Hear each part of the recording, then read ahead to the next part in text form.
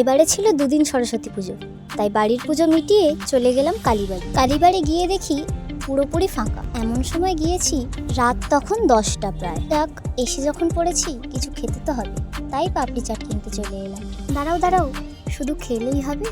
Photo আর video তো করতে হবে। এবার একটু ভিডিওটা দেখে নাও। Yo, listen out there.